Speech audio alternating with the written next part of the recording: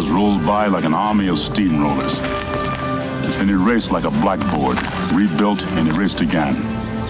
But baseball has marked the time. Friday Night Live. Broadcasting live from the Hy-Vee High School headquarters. On the Iowa Sports Connection Radio Network.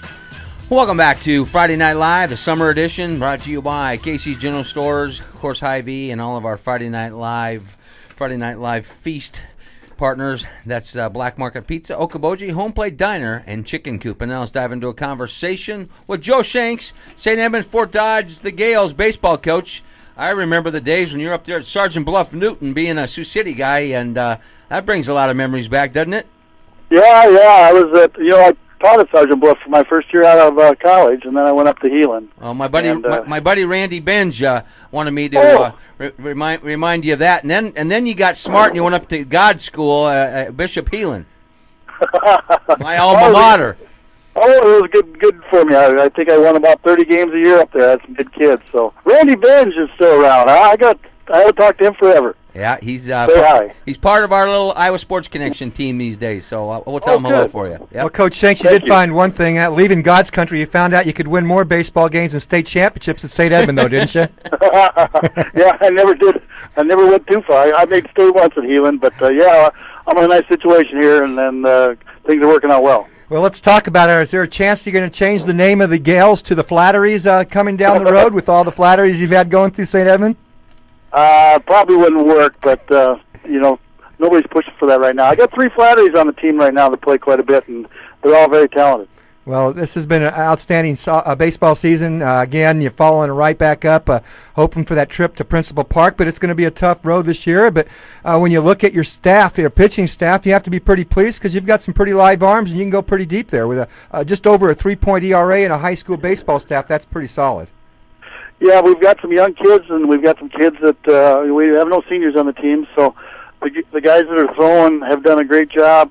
It's all new. Last year we had the Flattery-Engler connection, and they were just studs, and they could throw every other day, and now we've kind of did a little puzzle piecing together, and we're looking good. We got everything in line, and we're going to have a tough road because we got some good pitchers that we got to face as we go down the road. Yeah, I looked at your sub-state and your district. You have Gilbert on the bottom half. It's going to be a pretty solid, and on the other side, kind of under the radar this year, Lake Mills having an outstanding baseball season as well.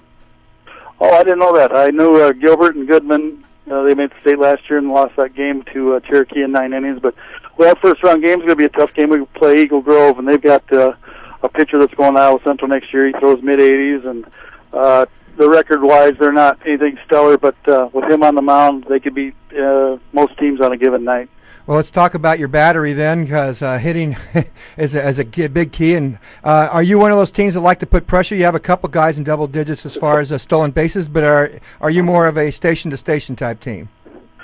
This year's team, we don't have a great deal of speed except for those 2 guys at the top. We got Thomas Keston, who was 4th in the 200 and 2A last year, so he's a burner. He's had double-digit infield hits this year, and then behind him is Nick Clark, who's got some quickness and speed.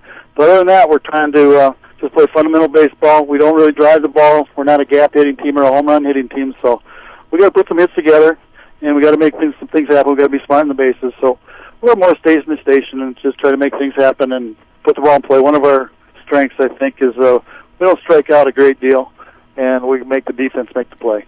Coach, with all the success of late up there in Fort Dodge from a baseball perspective at the high school level, you've got to have solid feeder systems at Fort Dodge High as well as over there in the Catholic ranks. You must have a great little league system up there. We've got a lot of good traveling teams. In fact, with a team, I can't think, John Setterdahl is the coach of the team, and I can't think of the exact age that they are, but they just won a state title, and they have quite a few St. Ed's kids on it. And we've got a Fort Dodge Baseball Association that does a really good job of promoting baseball, and we have access to indoor hitting facilities for these kids throughout the year. So baseball's really picked up. Fort Dodge has really done a good job, and Matt Ellsbecker is a great proponent of baseball. So we have it going, I guess, just like you said. And one thing that we've always seen to happen, if you have a group of kids who have a ton of success and just reaching the state tournament, that just breeds a lot of success. And when you look at St. Edmond's their last decade, they've had all this ton of success. What they've done at Principal Park, and now the Dodgers are also enjoying that same success as well. So when you have that just spurs the younger kids to really work hard to be part of that, destiny for themselves. Oh, I agree totally. There's been coaches and fans that have made comments that you guys know how to win, and we don't give in. We don't want to. We've got relatives and brothers and sisters out there watching us that we're successful, and we're not going to let them down. So this team has something. We've won a lot of close games. We've won a lot of games in extra innings, and so these guys have some heart and they have a little character, and that's why we won 21 games this year. Well, Coach Joe Shanks, we certainly appreciate you taking a few moments to join us here on Friday Night Live and talk about your team. And hopefully we'll be seeing you down at Principal Park, and we'll be interviewing you when you're down there. Okay, we'll give it our best shot. Thanks for everything you guys do. All right, have a great weekend. Joe Shanks, St.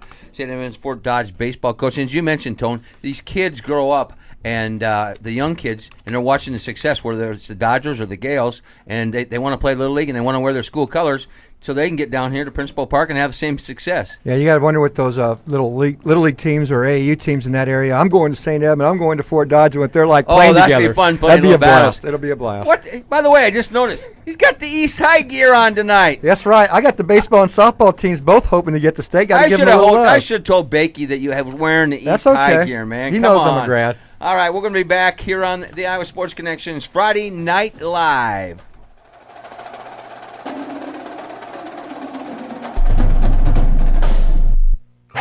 When injury takes you out of the game, get back in with the help of Des Moines Orthopedic Surgeons PC. DMOS, providing the highest quality of sports medicine and orthopedic care for over 45 years from their 2 metro locations, over 12 satellite clinics in surrounding areas, and online at DMOS.com. So whether you're a finely tuned athletic machine or a weekend warrior, if you tweak it, twist it, or worse, call DMOS at 515-224-1414 or 800-245-6129 and get back in the game. It starts when you're very young, the pursuit of money. And when you get it, it's hard to keep hold of it. And when it's gone, you're a prime candidate for bad credit card debt. Who can prevent your money from flying away?